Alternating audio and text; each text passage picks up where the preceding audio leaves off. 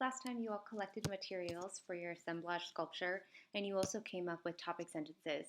I was really impressed by all the descriptive language you used and how many of you really painted a scene by the way you were describing what was happening or sort of this little moment in time.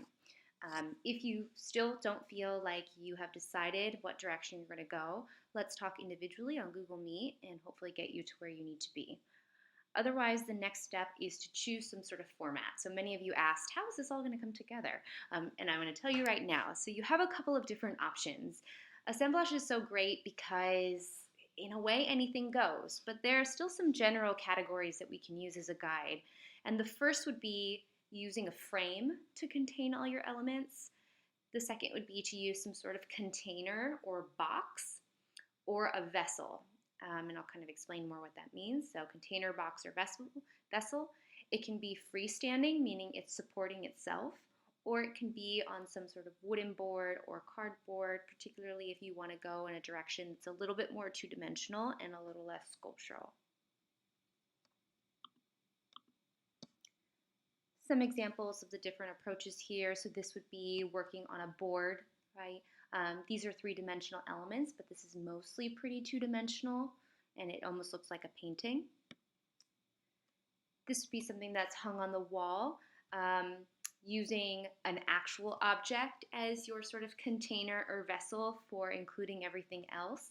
So we've got this huge, what looks like the end of the bed frame, and then everything else is happening within that. Again, using an unconventional vessel or container, so this artist is using a cage here, and then all of their elements are stuffed inside of that. On the right, we have a freestanding sculpture, meaning it's supporting its own weight and it's not relying on anything. This would be, quote-unquote, more traditional sculpture. Here on the left, working on a board, a little bit more into the collage realm again. We have relief, we have things that are three-dimensional and popping off of the surface, but there are a lot of two-dimensional elements too. That's an option. And then the last would be looking at someone like Joseph Cornell, who you all looked at before, earlier in this unit, who uses frames or shadow boxes as a way to hold, sort of be the structure of the artworks.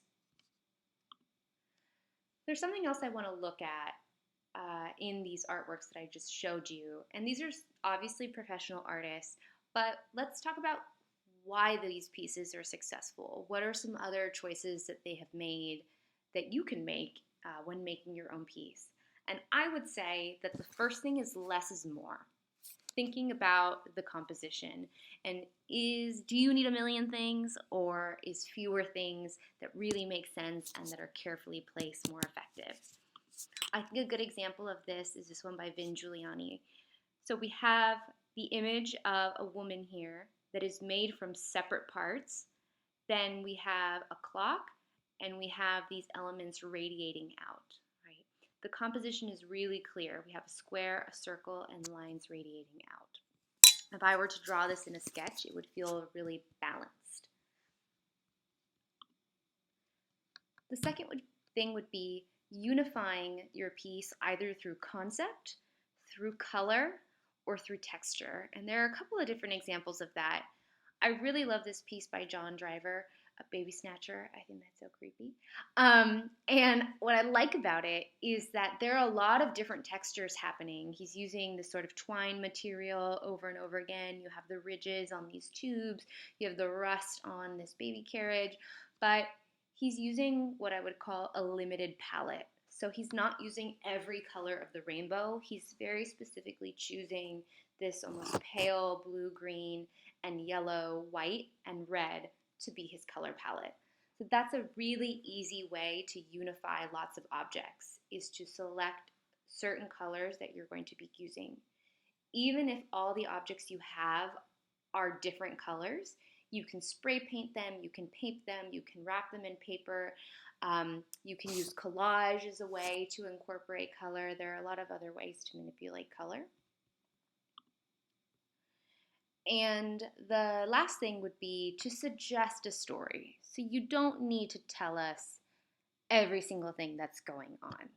I think this image right here does a really good job at suggesting a story without telling us everything. So I don't know about all of you, but I don't get a particularly positive vibe. I feel like maybe something not so good happens here. I don't know who that person is in that painting, but it makes me think that they have some sort of relationship to this bed. And then there's what appears to be a lock. So between the colors being sort of dark and gloomy and just the symbolism in the objects, so this sort of dark brooding face, this lock, and this torn apart bed, I can tell something bad has happened, or maybe something as bad is about to happen, but I don't know exactly what, right? So that's what I mean by you can suggest the story, but you don't have to explain every single part of the story. Once you choose your format, the next thing you're going to do is sketch. Here are some great examples by Betty Czar of her pieces and then her sketches in preparation. I really want you to get out what I like to call the meh ideas. The ideas that are maybe your first ideas, but they're not always so great.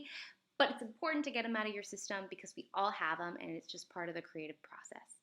So in order to do that, I want you to create at least 3 different ideas, 3 different sketches for your chosen topic sentence. Write the topic sentence above and then create a little sketch. I'm not expecting perfect, beautiful, shaded sketches. In fact, I really don't want that. It's really not important and it's not the point. Instead, I'm looking for simple line drawings, labeling of what materials you're using, where things are going. This is exactly what I should see. So you're going to make 3 of those as your draft, getting out your ideas, figuring things out. And then after you've explored a couple of sketches and taken some time to really think about it, maybe you've gone and gathered some more materials during the block because you feel like you have more direction, then make a final sketch. This is what I need by the end of the block, so don't feel like you have to turn it in really early or we have to talk about it today. I just need it by the end of the block or at least by the end of the day. So you'll do your final sketch. If you don't have pens or markers or something to indicate color available to you, then you can go ahead and just label the color. So I would put this will be red or whatever the limited palette is going to be. So what you're going to turn in, you're going to turn in 1 photo of your 3 draft sketches, and you're going to turn in 1 photo of your final sketch, and then you will turn in an exit slip Google form.